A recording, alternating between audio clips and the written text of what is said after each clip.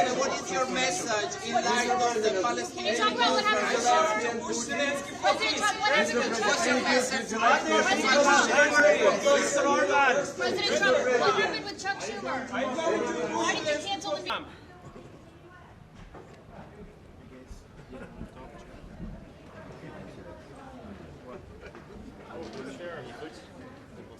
President Trump, why did you cancel the meeting with Chuck Schumer?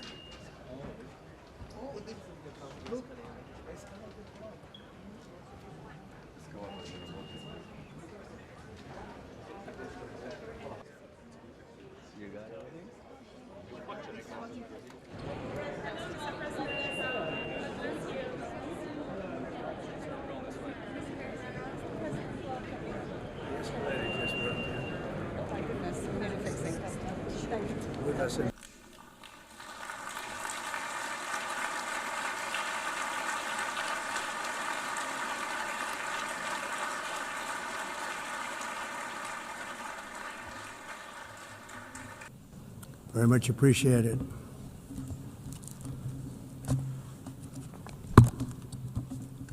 And I don't mind making this speech without a teleprompter, because the teleprompter is not working.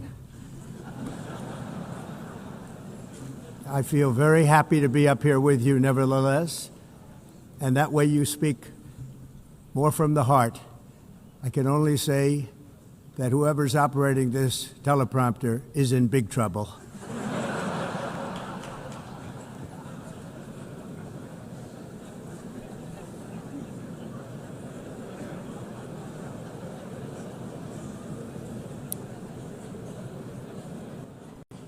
Hello, Madam First Lady.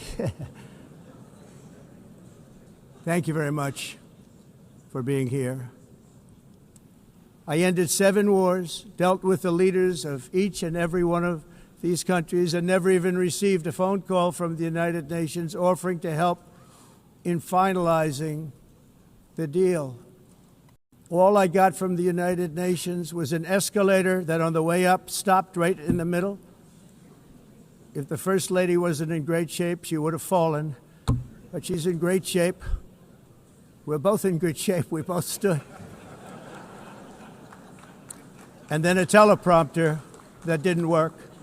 These are the 2 things I got from the United Nations, a bad escalator and a bad teleprompter. Thank you very much. And by the way, it's working now. It just went on. Thank you. I think I should just do it the other way. It's easier. As everyone knows, I have also been deeply engaged in seeking a ceasefire in Gaza. Have to get that done. Have to get it done. Unfortunately, Hamas has repeatedly rejected reasonable offers to make peace. We can't forget October 7th, can we? Now, as if to encourage continued conflict, some of this body is seeking to unilaterally recognize a Palestinian state.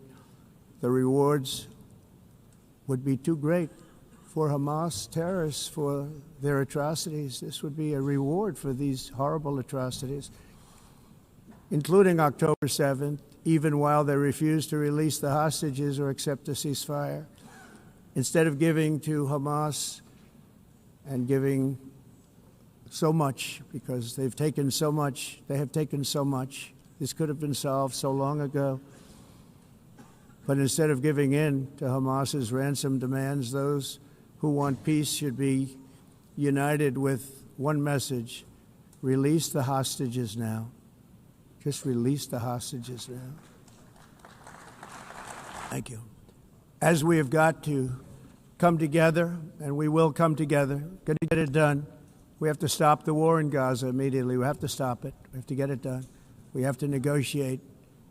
Immediately have to negotiate peace. We got to get the hostages back. We want all 20 back.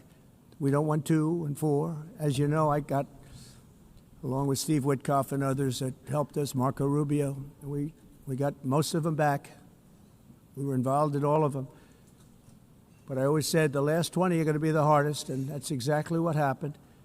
We have to get them back now. We don't want to get back 2, and then another 2, and then 1, and then 3. Have this process. No, we want them all back, and we want the actually 38 dead bodies back too. Those parents came to me and they want them back, and they want them back very quickly and very badly. As though they were alive, they want them. They want them every bit as much as if their son or daughter were alive. Every single week, from 5,000 to 7,000 dead young people. Against human trafficking throughout the region. What we did was climate change. Because if it goes higher or lower, whatever the hell happens, there's climate change. It's the greatest con job ever perpetrated on the world, in my opinion. You're not going to find all of them. More than 300,000.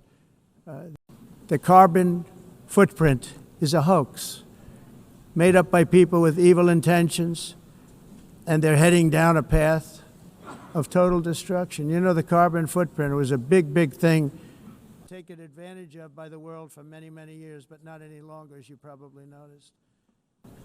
At extreme cost and expense, Europe reduced its own carbon footprint by 37%. Think of that.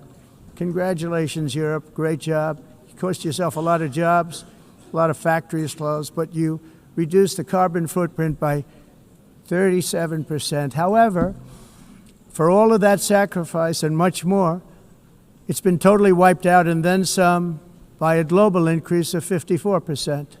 Double-tailed monster destroys everything in its wake, and they cannot let that happen.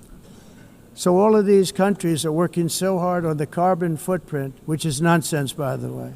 It's nonsense. You know, it's interesting. In the United States, we have still radicalized environmentalists, and they want the factories to stop. Everything should stop. No more cows. We don't want cows anymore. I guess they want to kill all the cows. They want to do things that are just unbelievable. The primary effect of these brutal green energy policies has not been to help the environment, but to redistribute manufacturing and industrial activity from developed countries that follow the insane rules that are put down to polluting countries that break the rules and are making a fortune. They're making a fortune. Farmers and workers and warriors and explorers and patriots. They built. The challenge with trade is much the same with climate. The countries that followed the rules, all their factories have been plundered. It's really sad to watch. They've been broken. They've been broken by countries that broke the rules. That's why the United States is now applying tariffs to other countries, and much as these tariffs were for many years applied to us, uncontrollably applied to us.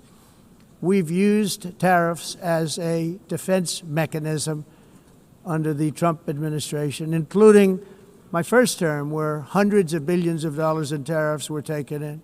And by the way, we had the lowest inflation, and now we have very low inflation. The only thing different is that we have hundreds of billions of dollars flowing into our country. But this is how we will ensure that the system works for everyone and is sustainable into the future. We're also using tariffs to defend our sovereignty and security throughout the world, including against nations that have taken advantage of former U.S. administrations for decades, including the most corrupt, incompetent administration in history, the sleepy Joe Biden administration.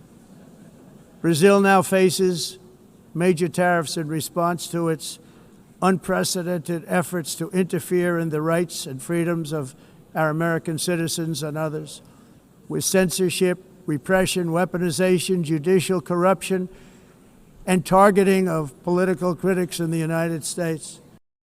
And then I'm saying, can you believe I'm going to be saying this in just 2 minutes? But also in the past, Brazil, can you believe this, unfairly tariffed our nation, but now because of our tariffs, we are hitting them back, and we're hitting them back very hard. Thank you very much.